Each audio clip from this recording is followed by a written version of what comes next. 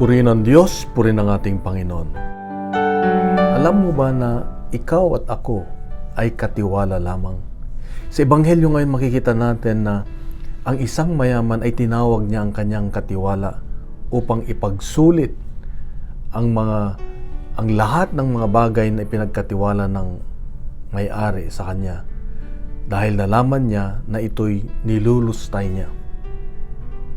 Sa buhay natin, ang Diyos ay nagbigay ng biyaya sa atin na tayo ay napagkatiwalaan ng maraming bagay.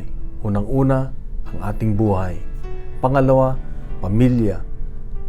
Pangatlo, trabaho, mga material na bagay, pera.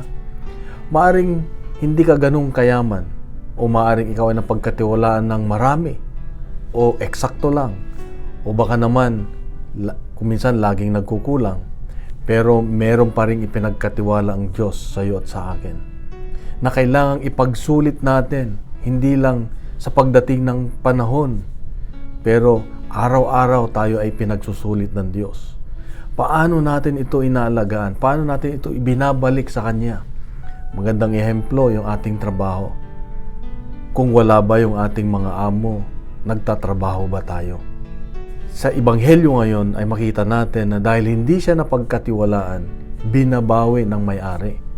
Ganon din tayo, na pwedeng bawiin ng Diyos ang anumang pinagkatiwala niya sa atin, ibigay niya sa mga taong mas mapagkakatiwalaan. At hindi lang yun, hindi na siya magtitiwala sa atin. Lalo na kung mga ipinagkatiwala niya sa atin ay mas importante na kaysa Kanya. Hindi na tayo marunong magpasalamat.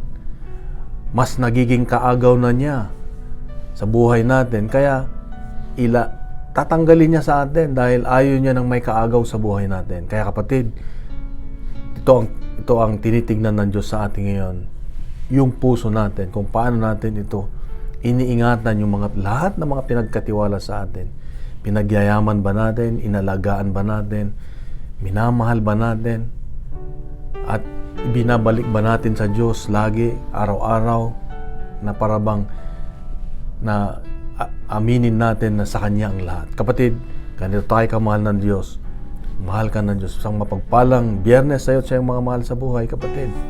Bukas muli, meron siyang magandang mensahe. Pagkalat natin itong mabuting balita,